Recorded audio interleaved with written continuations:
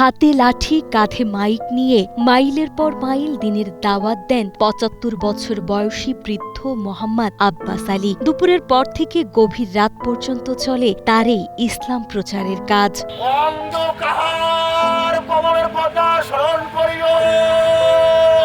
রংপুরের বাসিন্দা আব্বাস আলী গত ২৪ বছর ধরে নিরলসভাবে করে যাচ্ছেন এই মহৎ কাজ। কোনো অর্থ বা বৃত্ত নয়, শুধু আল্লাহ সন্তুষ্টির জন্য এই কাজ করেন তিনি।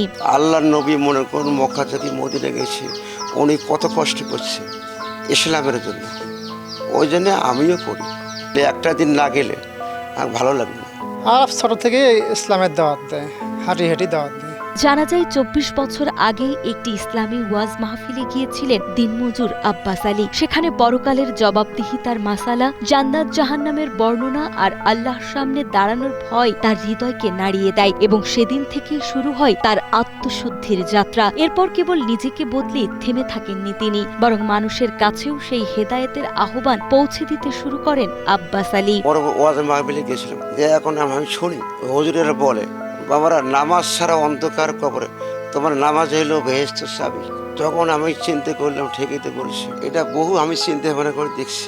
অন্ধকার কবর, ওখানে কোনো দরজা নাই, বাতি নেই। কুড়িগ্রাম সদরে আদিবাড়ি হলেও ৭৫ বছর বয়সী মোহাম্মদ আব্বাস আলী বর্তমানে রংপুর মহানগরীর ৩১ নম্বর ওয়ার্ডের ভুড়ারঘাট সিসিমপুর এলাকায় বসবাস করেন। অভাব অনটনের সংসারে দিনমজুরি আর কায়িক শ্রম করে জীবিকা নির্বাহ করলেও দারিদ্রতা কখনোই তার ইমানি দায়িত্ববোধকে থামিয়ে রাখতে পারেনি। দিনভর জীবিকার সংগ্রাম শেষে বিকেল গড়িয়ে রাত পর্যন্ত হাতে হ্যান্ড মাইক নিয়ে মানুষকে নামাজ, নৈতিকতা ও পরকালের কথা স্মরণ করিয়ে দেন এই বৃদ্ধ। বগুড়া যাই, লালমনি, কুড়িগ্রাম, রংপুর শহরে, বদরগঞ্জ বন্ধ যাই, বুড়িরহাট, সব জায়গাতে যাই, অলি গলি সব। জহরের আজানের পরে একটু দম নিয়ে আমি চলে যাই। যেদিন মনে করো ঝড়ি হয় বা হয়তো কাম কাজ চলে না, বসে গেছে, ওই দিন মনে করো সকালে মনে করো হয়তো বেলা ১২টা হোক না ১টাই হোক, আমার পড়ি তাই চলে যাবে।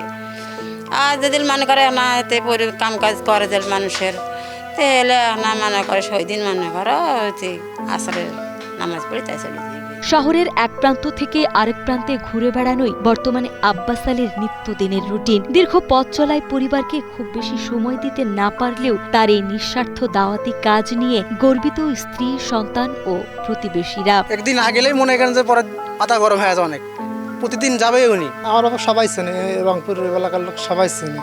মাইক দিয়ে দাওয়াত দেয়, আমাকে ভালো লাগে, শুনতে ভালো লাগে। বয়সের ভারে দীর্ঘ পথ হাঁটা এখন কষ্টসাধ্য হওয়ায় আব্বাস আলীর ছোট্ট একটি প্রত্যাশা, একটি ব্যাটারি চালিত 3 হুইলার বা চার্জার গাড়ি, যাতে রোদ, বৃষ্টি কিংবা শারীরিক ক্লান্তি তাকে থামিয়ে রাখতে না পারে এবং মৃত্যুর আগ মুহূর্ত পর্যন্ত তিনি ইসলামের শান্তির আহ্বান পৌঁছে দিতে পারেন সকলের কাছে। চার্জার গাড়ি একটা আইলে আমার ভালো হয়, তখন একটা মাইক বান্ধিয়ে আমি কিন্তু সারাখানে আমি মনে করেন এই ইসলামের দাওয়াতের কাজ করলাম।